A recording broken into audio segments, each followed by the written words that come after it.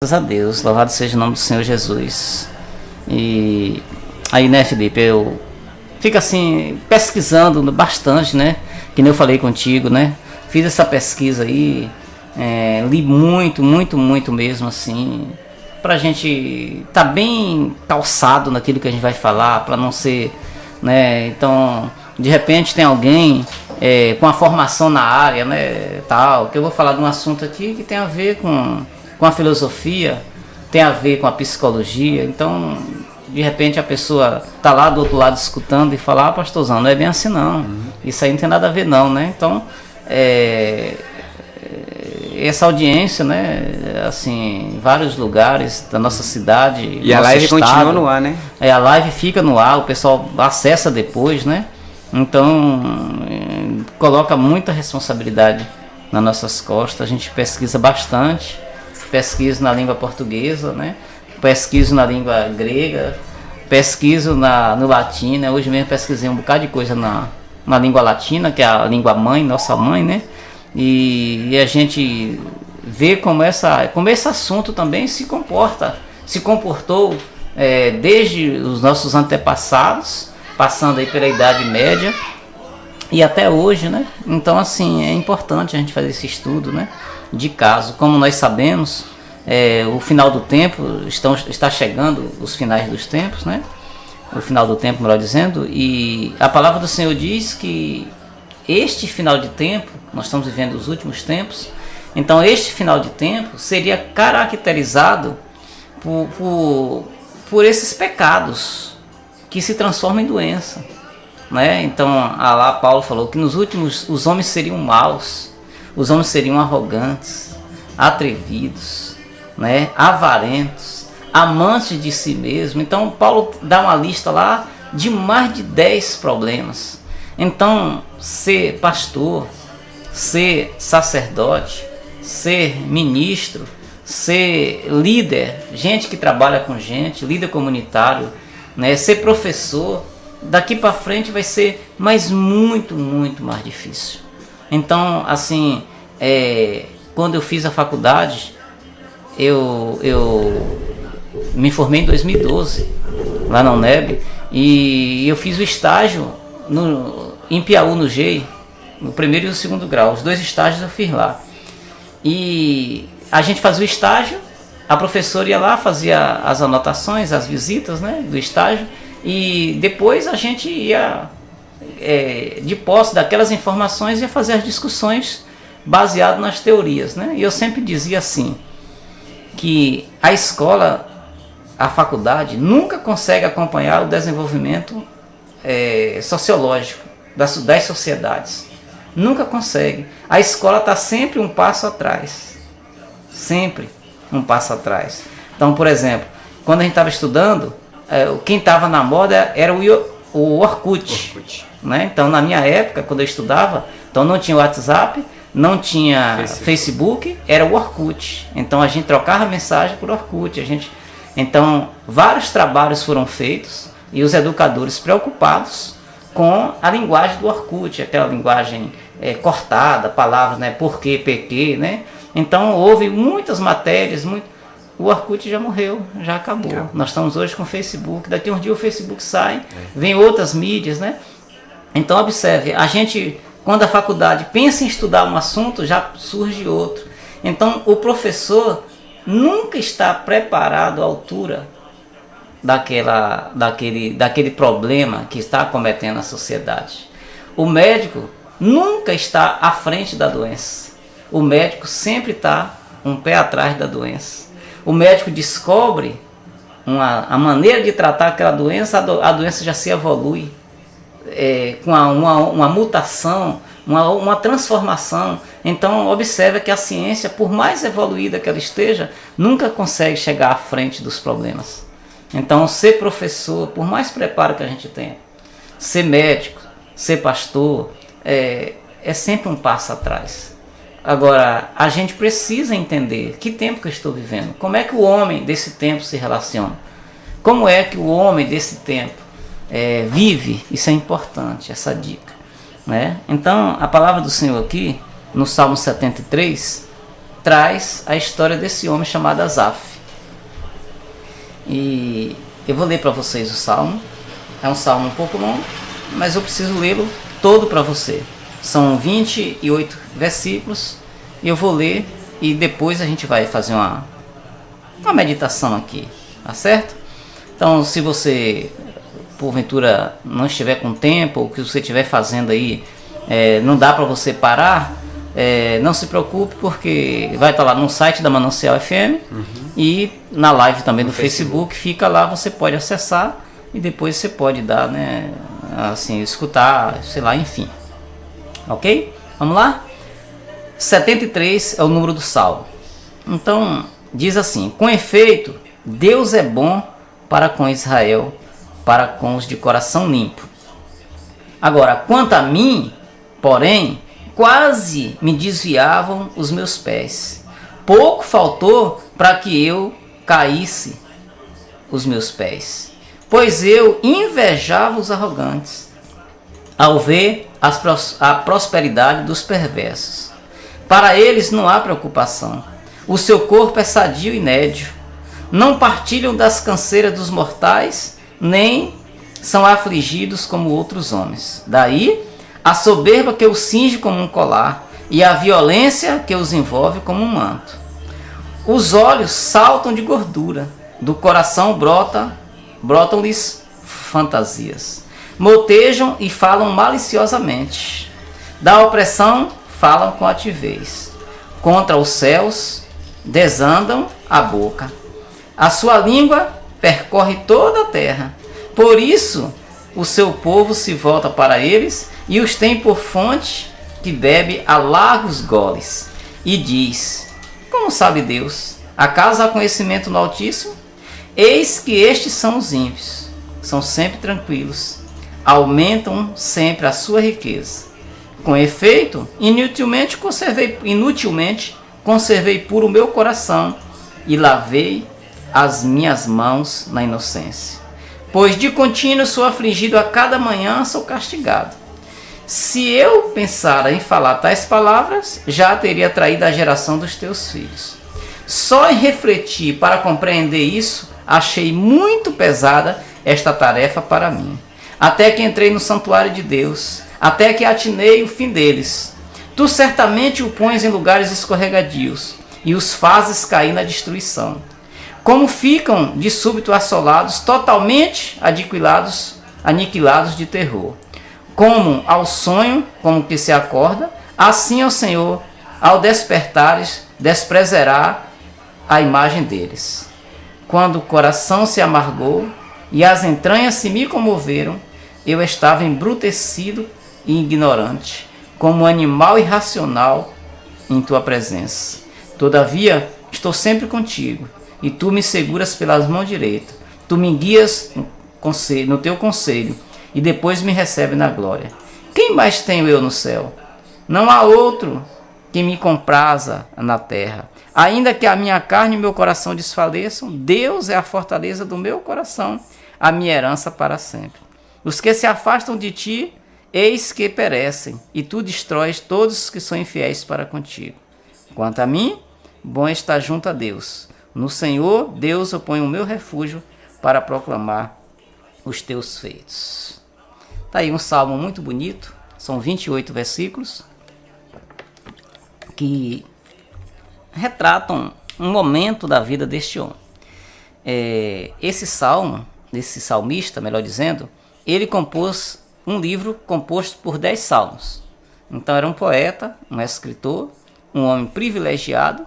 Convém eu lembrar todos vocês que estão me ouvindo, que nesta época, pessoas que escreviam a gente contava de dedo, né? Não tinha papel, não tinha caneta como hoje. Então era um homem letrado, era um homem assim de uma cultura elevada, singular, era um homem provido de saberes, de uma espiritualidade também elevada, era um sacerdote, ele fazia ligação entre Deus e o homem, era ele quem orava a Deus pelos homens, era ele que apresentava a causa dos homens a Deus, era um sacerdote, e esta função era passada de pai para filho. Então eles eram chamados de levitas. Eles arrumavam o templo, viviam no templo, comiam das coisas do templo. Então era uma tribo especial, a tribo de Levi, por daí o nome levitas. Então no Antigo Testamento era esta tribo a responsável por todo o serviço de Deus, os cultos, né, a adoração que era feita na igreja, que na verdade era o templo, o tabernáculo, que era aquela casa de Deus feita de lonas. Então era estes homens que eram os responsáveis por isso. Eles não podiam trabalhar, Felipe, um trabalho secular, eles não podiam. Eles já foram desde o ventre da mãe, eles eram consagrados a Deus e eram criados no templo, moravam no templo, né? A terra que era dedicada a eles era a terra perto do templo. Então eles não podiam ter uma fazenda fora, eles não podiam, não. Eles já nasciam dentro dessa conjuntura, dentro desse contexto. Estes eram os levitas. E neste caso aqui é o levita Asaf. E o que é que nos chama a atenção na vida desse homem? Primeiro chama a atenção a sua sinceridade diante de Deus. O Asaf abre seu coração para Deus. E aqui na clínica ele vem falar isso para nós. Que é importante a gente abrir o coração para Deus. É importante a gente expor, né, os males que atormentam a nossa alma. Que tem pecados que nos assediam, que nos violentam.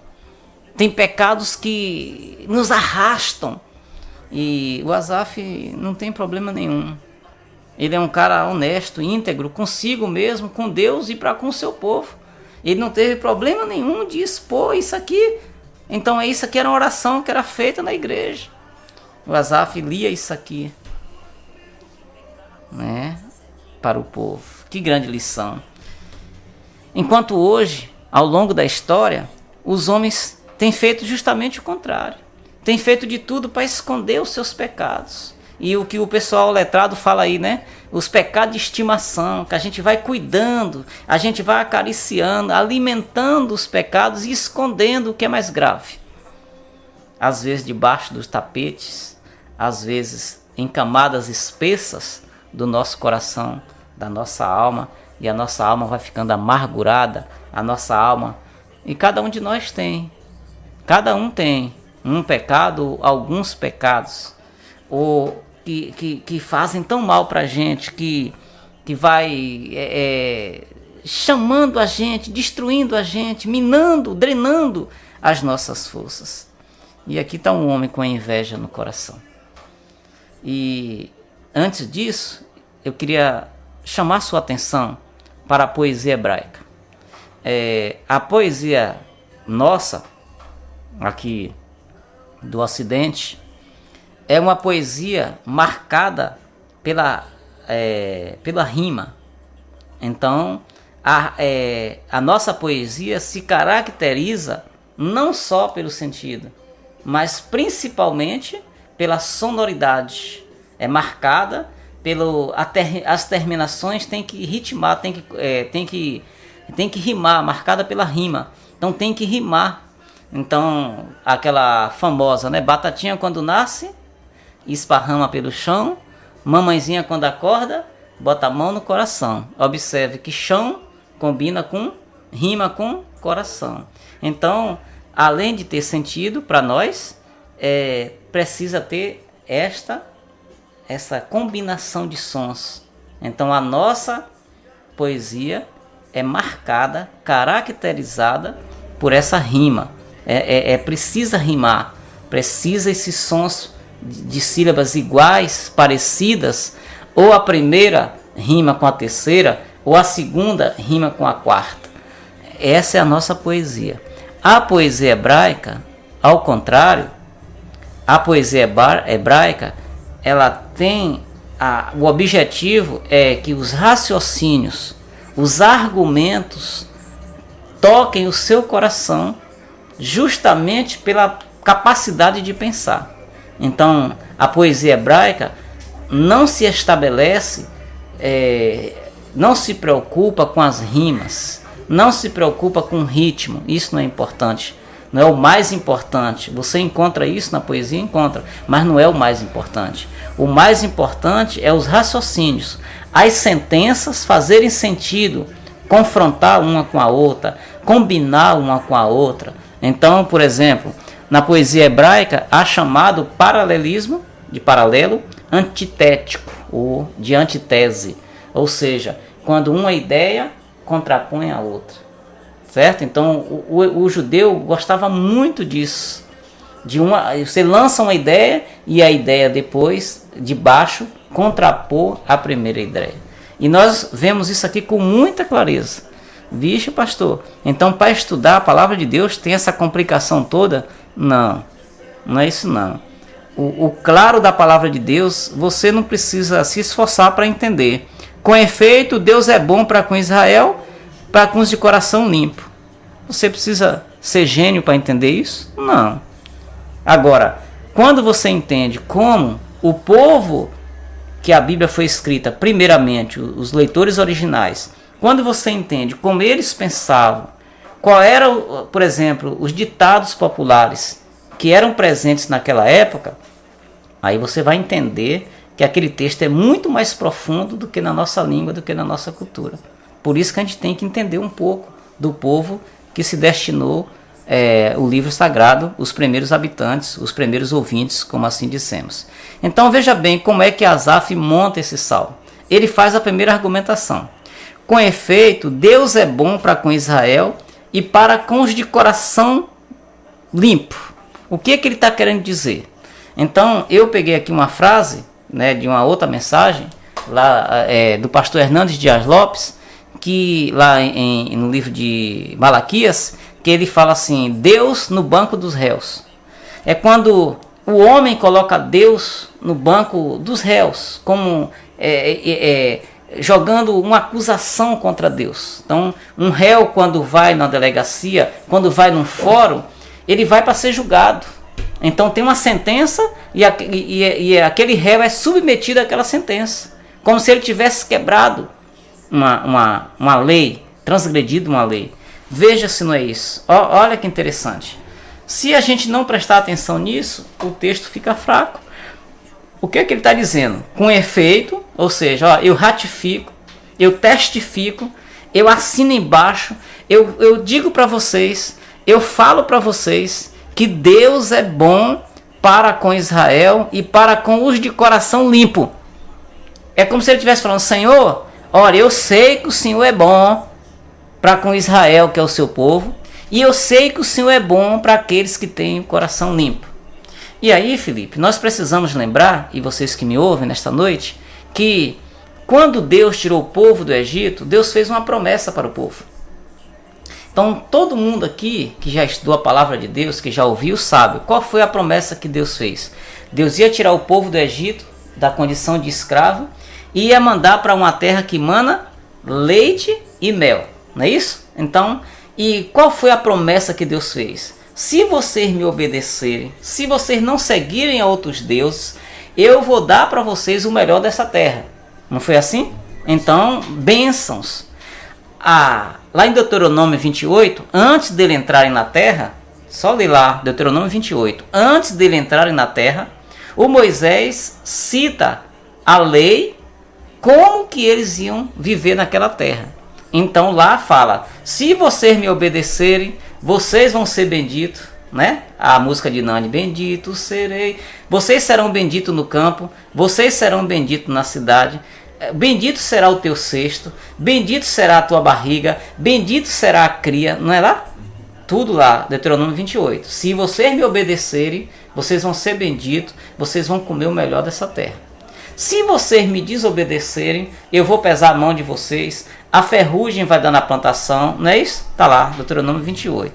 Então, tinha uma aliança na época, nessa época aqui, do Antigo Testamento, tinha essa aliança, que se obedecesse, Deus ia fazer prosperar. Se obedecesse, não ia importar o lugar.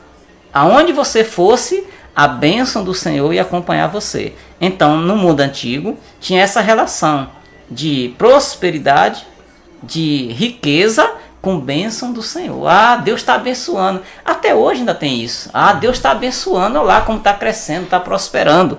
Deus está abençoando. Então, esta era a aliança que o povo de Deus tinha. Asaf cresceu com isso, ouvindo isso, que toda pessoa que Deus estava abençoando prosperava. Então ele plantava, a oliveira dava os frutos, né? O Jacó, lembra de Jacó? Então Deus estava com Jacó e aquele monte de bodes, de camelo, prosperou. Então, lembra de José? No Egito, Deus estava com José, José prosperou e se tornou um grande homem. Então, o Asaf cresceu ouvindo isso. E ele era ministro na casa de Deus, ele pregava isso. Meus irmãos, Deus é bom. Então, se a gente obedecer, ele vai fazer. E se a gente manter, e veja se não é assim até hoje, Felipe, quando fala assim, pensa que Deus vai botar a mão, aquilo lá mais sujo do que pau de galinheiro, não é assim que a gente fala? Né? Fulano é sujo, fulano é torto na igreja, Deus não vai abençoar nunca. Porque a gente atribui quem tem um coração puro, quem tem... Né? Vê se não é difícil, Lipe, a gente entender assim, olha, o padre está doente, o padre está nas últimas, um padre novo daquele teve um acidente de carro, rapaz, um homem tão bom daquele, tá entendendo? Olha, o pastor falando de tal está doente, morreu, está nas últimas, como é que pode uma pessoa tão boa daquela morrer? Até hoje tem isso, né? E a gente fala assim, e ouve e fala, né? Uns vasos ruins que nem aquele lá, não morre. Não é assim? Até hoje. Então, o que é que ele está fazendo? Ele está jogando Deus no canto da parede. O Senhor é bom para quem tem com o coração limpo. Agora, quanto a mim, observe como ele se coloca. Quanto a mim, Senhor, quanto a mim, que sou um sacerdote, quanto a mim, que sou um músico, quanto a mim, que sou um levita, quanto a mim, que não suja minhas mãos nos pecados, quanto a mim, quase os meus pés se resvalaram. Por pouco eu não caí, não desviei do teu caminho. Aí ele vai dizer, porque eu invejava os arrogantes ao ver a prosperidade dos perversos.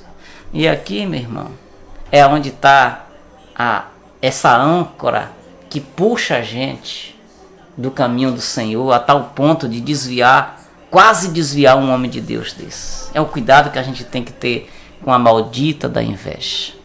Porque quando é um pecado, um crente adulterou, um crente prostituiu, um crente brigou, deu uns tapas não sei nem quem, chamou a rua atenção, isso dá um ibope danado. O povo tudo fala, lá é crente, o pastor não faz nada, não sei o que e tal. Agora, quando é um pecado silencioso como este, a gente às vezes não observa. Às vezes a gente não dá o devido valor. Mas é um pecado que acaba com as pessoas. A inveja da prosperidade dos outros.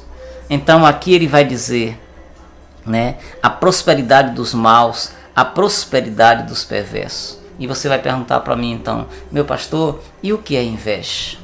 Então, na língua latina, inveja significa invedere. O que é invedere, pastor? É o olhar torto. É o famoso seca-pimenteira. Inveja é o famoso olho de cobra. É aquele que não quer ver o sucesso do outro. É um olhar torto, um olhar falho. Esse é o sentido da palavra inveja. A inveja traz o desgosto pelo bem do outro. Você, quando vê uma pessoa com sucesso, você passa mal dentro de si, você fica se corroendo dentro de si. Isso é a inveja. A inveja traz, né, ainda traz esse desejo de você adquirir o que a pessoa tem. Ele não só inveja no sentido de querer um igual. Não, a inveja, ele quer aquele que a pessoa tem, para que a pessoa fique sem. Né? Então, e pastor, qual é a diferença entre inveja e ambição? A ambição é o contrário. A ambição é um motor que você dentro do seu coração, que o seu olho aponta um sonho, o seu olho mostra uma visão, um sonho. E a ambição faz o quê? A ambição fala, vai lá, Felipe, vai lá, acorde cedo, trabalhe, Felipe, junte esforço, sue, ore, busca a Deus, vai lá, Felipe. A ambição fala assim: vai, pastor Luiz, é isso mesmo, leia mais, estude mais, se prepare mais e você vai conseguir. A ambição dá essa coragem para você falar assim: não, eu quero uma formatura igual a de fulano, porque aquela dali me inspirou. Então a ambição serve de inspiração, de motivação. E você não denigre o outro. Você, ao contrário, quando você compra, você fala: não, aqui o meu é igual de fulano, eu consegui, eu lutei. E é por caminhos válidos, autenticados pela moral, pela ética. Isso é a ambição. A inveja é o contrário. A inveja, eu já falei para vocês, você quer o dos outros. E se possível for, você até mata o outro. E eu li aqui uma historinha, eu quero compartilhar com você. Nessa historinha, diz que 2 homens iam andando e quando chegou no meio do caminho, tinha uma lata. E eles olharam aquela lata assim, aí eles não queriam pegar com a mão, pensando que era alguma. E aí ele foi lá e chutou a lata. Quando ele chutou, saiu um gênio.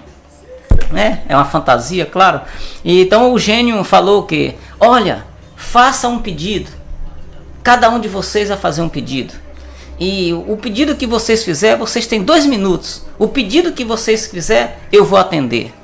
E aí o gênio deu a palavra ao primeiro. O primeiro falou assim: eu quero ficar rico, porque eu quero ficar famoso, poderoso, e eu vou ajudar os pobres, vou ajudar quem necessita. Aí o Aladim foi lá, da lenda, e botou a mão e a pessoa ficou rica. O segundo, quando chegou a vez dele: pode fazer o seu pedido. Qual foi o pedido que ele fez, Felipe? Eu quero que você mate esse rico. Percebe o que é inveja? Então observa, a inveja, ele além de querer o que o outro quer, ele ainda quer tirar o outro de cena. Então ele queria ficar rico e ainda matar o outro, para só ele ficar sozinho. Então isso é a inveja. E meus amados irmãos, essa é uma oração que a gente tem que fazer todo dia. Cuidar do coração da gente, para a gente não ser uma pessoa invejosa, para a gente não deixar que esse pecado se aloje, se instale no nosso coração e governe a nossa alma e nos desalme, né? Mata a nossa alma, que nos conecta, que nos coloca, né, em direção ao mundo. Porque não tem como, Felipe, a gente está no mundo. Jesus mesmo falou, a gente está no mundo, não tem como viver fora do mundo. Então a ambição me faz acordar de manhã. A ambição fala assim, a ambição me faz estudar mais para eu ser um pastor melhor. A ambição me faz eu me preparar mais, eu buscar mais a Deus. A ambição me motiva a dar os passos em relação ao futuro. Já a inveja me faz eu desejar o sucesso do outro e eliminar o outro. Então o Asaf fala: quando eu invejava os arrogantes e ao ver a prosperidade dos perversos, pois neles não há preocupações. E a inveja cega, tira a nossa capacidade de ver o que Deus fez de bom pra gente, e a gente consegue só enxergar o dos outros.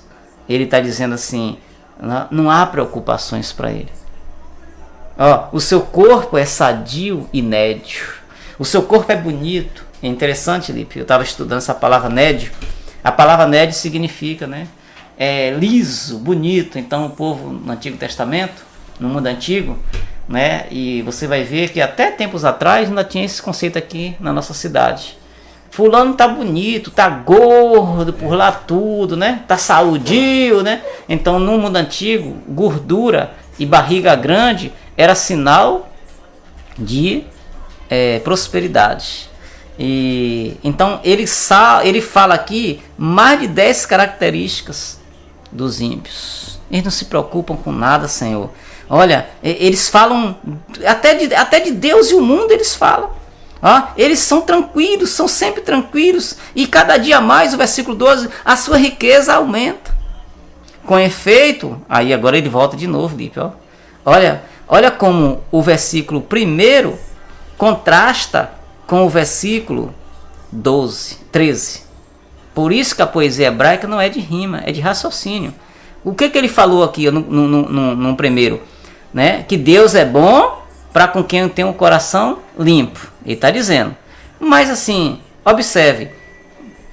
Bondade, riqueza, não tem canseira, corpo sadio, violência. Isso, quem é que está recebendo isso? O ímpio, aquele que tem um coração sujo.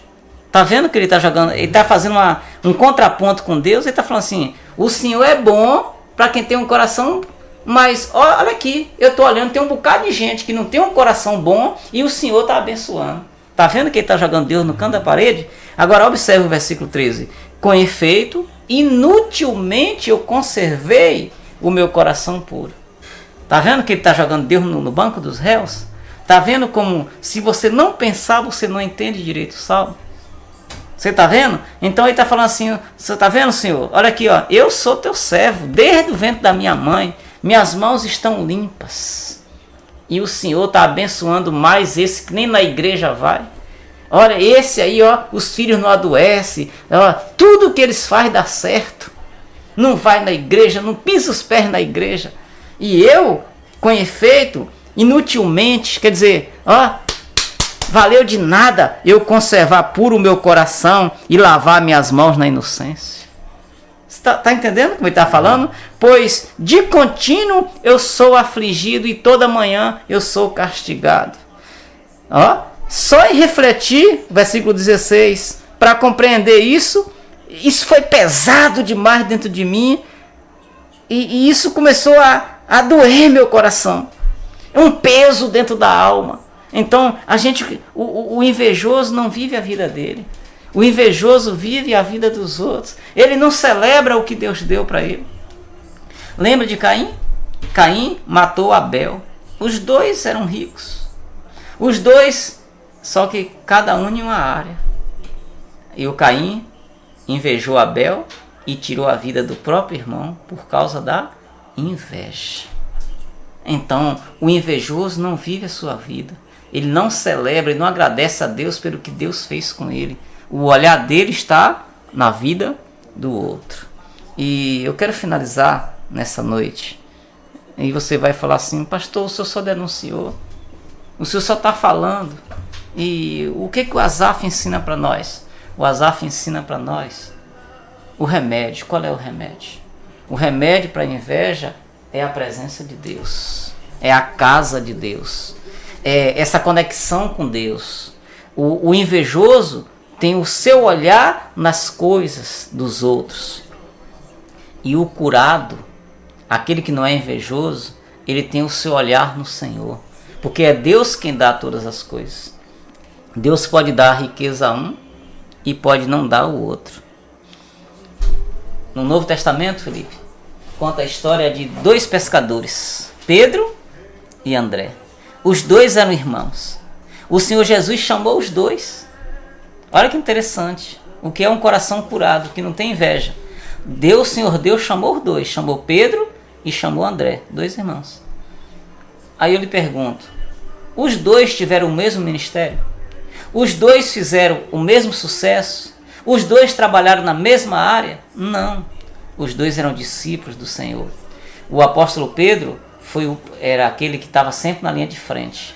Era sempre. E na verdade foi André quem levou Pedro para Jesus. Primeiro Deus chamou André. André levou Pedro para Jesus. E o ministério de André foi um ministério apagado, comparado com o do Pedro. Mas o André foi importante para Jesus? Foi. Então Deus tem um chamado para cada um de nós. O que eu quero dizer para você é que o nosso coração fica em paz quando a gente atenta para o chamado que Deus tem para nós.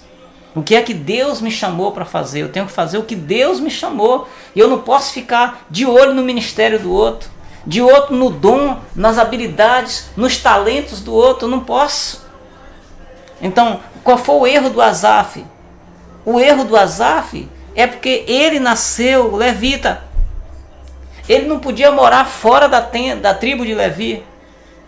Asaf, se fosse hoje e ele morasse em Aiquara, ele não podia, por exemplo, ir morar em São Paulo. Não podia, porque o território de Levi era um território específico.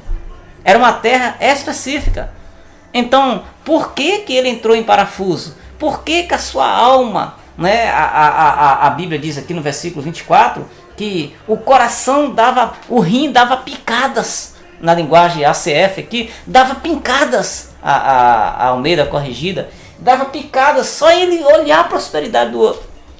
Por quê? Porque ele estava querendo viver um chamado que não era dele.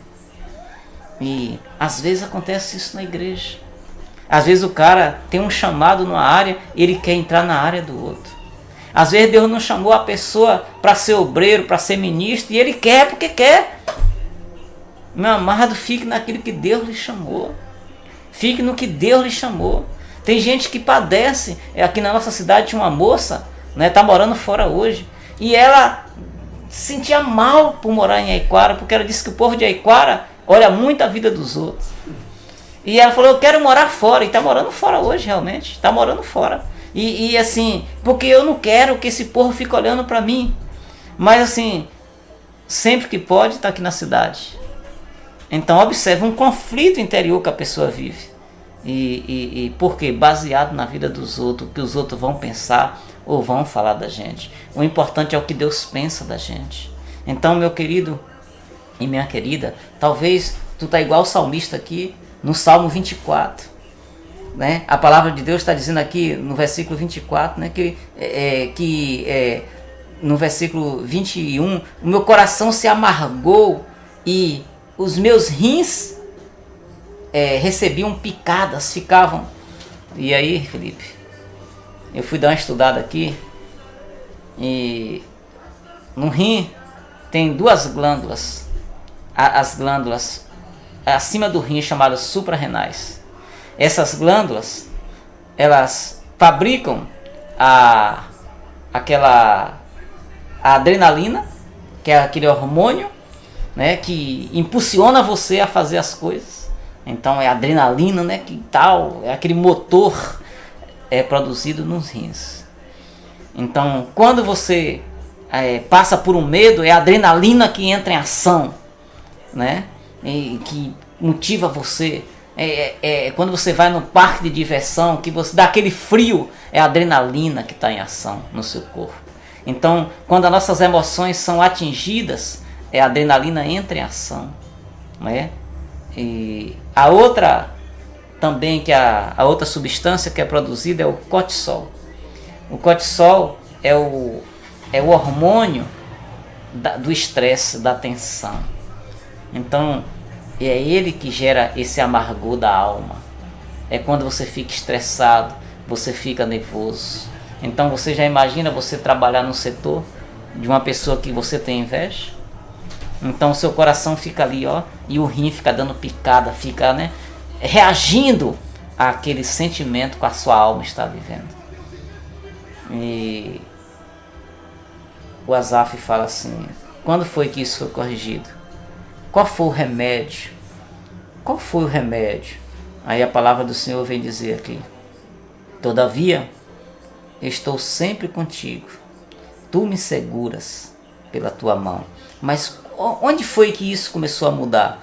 Né? Foi quando eu entrei no santuário e atinei para o fim deles. Quando eu entrei no santuário de Deus.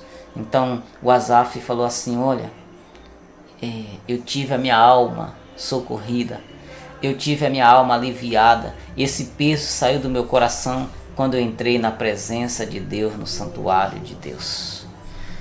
Felipe, meus ouvintes, problema espiritual só se resolve com espiritualidade. Você pode até tomar remédio preto. Eu sou psicanalista, eu sei do que eu estou falando. Você pode até tomar remédio controlado. Você pode tomar um chazinho. Você pode. Ajuda. Mas problema da alma só se resolve com a alma. O problema da alma só se resolve quando você abre seu coração da clínica e o Senhor Deus e o Senhor Jesus vai no centro. É só na presença de Deus. Ao invés de você olhar para os outros, olhe para o Senhor. É na presença de Deus que Deus vai mostrar o caminho do outro e o seu caminho. Deus mostrou para ele o fim deles, o fim dos ímpios, o fim daqueles que Deus mostrou tudo para ele. Aí a palavra do Senhor diz aqui: todavia, eu estou sempre contigo e tu me segura pela mão direita. Quantas pessoas que a gente conhece, Felipe, que às vezes tem bens materiais, tem fama, tem sucesso, é uma prosperidade que a gente vê material, mas não dorme de noite, às vezes precisa tomar remédio preto para dormir. Quantas pessoas que, né, a gente encontra para ele não dormir à noite, foi o que? Não sei, uma falta de paz interior. E o salmista vem dizer aqui que viver amparado, segurado pela mão do Senhor. A presença do Senhor sempre comigo é que faz a diferença. Tu me guias com o teu conselho, né? Então, assim, que privilégio você ir lá e falar: Senhor, isso aqui está me incomodando, e Deus ir lá e guiar você com um conselho. Deus bota uma música, Deus bota uma mensagem como esta, Deus bota uma pessoa, né? Então alguém me ligou essa semana: meu coração está tão aflito aqui, me dá uma palavra aí, pastor, nessa situação assim, assim, assim. Eu fui lá e falei: meu filho, vai por aqui, o caminho é esse aqui, ó. Depois, mais tarde, eu recebi a mensagem no meu zap: pastor, muito obrigado, foi esclarecedor, foi norteador. Então o Senhor me guia, o Senhor me aconselha. Que mais tenho eu nos céus? Quem mais eu tenho nos céus? Então você tem Deus, tem os anjos, tem o Espírito Santo de Deus. Deus tem os seus exércitos de anjos que socorre ao aflito, que socorre ao necessitado. Que mais tenho eu nos céus? Pergunta a palavra do Senhor. Quem mais tenho eu no céu? Não há outro que eu me compraza aqui na terra, né? Não há outro que eu tenha prazer aqui na terra. Quando é que a visão dele foi corrigida? Quando ele entrou na presença de Deus, na casa de Deus. Então não adianta você querer resolver problema espiritual com remédio material. É só na presença de Deus. É a presença de Deus quem nos coloca no lugar certo. É a presença de Deus quem mostra quem a gente é. Por isso que o famoso filósofo Michel Foucault, né, o francês, e também, né, outros que vieram depois dele, posteriormente, também o famoso Sócrates, né, o outro filósofo também, trouxe a seguinte questão: conhece-te a ti mesmo. É muito importante a gente saber quem é a gente. E quem é que sabe quem é a gente? É o nosso Deus. É o nosso Deus quem salva. O Salmo 139 fala: quem é você? O Salmo 139 fala da maneira como Deus lhe fez. Quando Deus chamou Jeremias para uma missão muito difícil. E Jeremias não queria ir. E Deus falou para Jeremias: antes de você nascer, eu te constituí profeta e te dei como presente às nações. É o Senhor quem conhece a nós. Então Deus dá a cada um de nós uma missão aqui na terra. Deus dá a cada um de nós uma tarefa aqui na terra. Então a gente pode comparar com o outro, achar que a do outro é mais nobre, achar que é da... Mas o que importa é o que Deus acha da gente. Deus não faz escolhas erradas. Deus não faz. Aqui no sistema de valores da terra, nós sabemos que tem profissões que são mais honradas do que outras. Então quando o seu filho passa para medicina, para direito, há uma comemoração, há uma celebração. Se fazer uma outra faculdade, como a que eu fiz de letras, se fazer uma faculdade, sei lá, de química, sei lá, uma outra faculdade assim que não tenha tanto prestígio, às vezes nem bota na rede social, às vezes nem celebra, mas o químico é importante, o professor é importante, como o médico também é importante, como o advogado é importante, como o engenheiro é importante, como o lixeiro é importante, como o jardineiro é importante.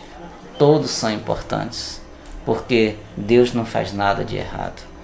Que nessa noite você possa submeter o seu coração na presença do Senhor E eu posso perguntar para você: você é uma pessoa invejosa? A inveja abriga teu coração. A inveja está enraizada no teu coração. De quem é que você inveja? Então nessa noite, entre na presença do Senhor em oração e pede para Deus escanear o seu coração, como fez o salmista. Senhor, sonda meu coração e vê se há maldade em mim. Então nessa noite eu quero falar isso para você. Em nome do Senhor Jesus, coloque seu coração na presença do Senhor. E ao invés de ter inveja, eu queria que você cultivasse, à luz do salmista, a ambição. A ambição é esse desejo bom, é esse motor, é essa perseverança que nos faz dar os passos em rumo à nossa direção. Eu tenho minhas ambições, elas me orientam, elas me guiam, elas me fazem acordar cedo. Eu tenho meus sonhos, né? Eu tenho minhas ambições e eu submeto isso ao Senhor. E toda vez que qualquer raiz, né, de inveja brota no coração, a gente entra na presença do Senhor e pede misericórdia do Senhor. Que nessa noite essa palavra possa ficar gravada no seu coração, que você possa pensar: eu sou um crente invejoso, eu sou uma pessoa invejosa. Que o Senhor Deus te abençoe, em nome do Pai, do Filho e do Espírito Santo.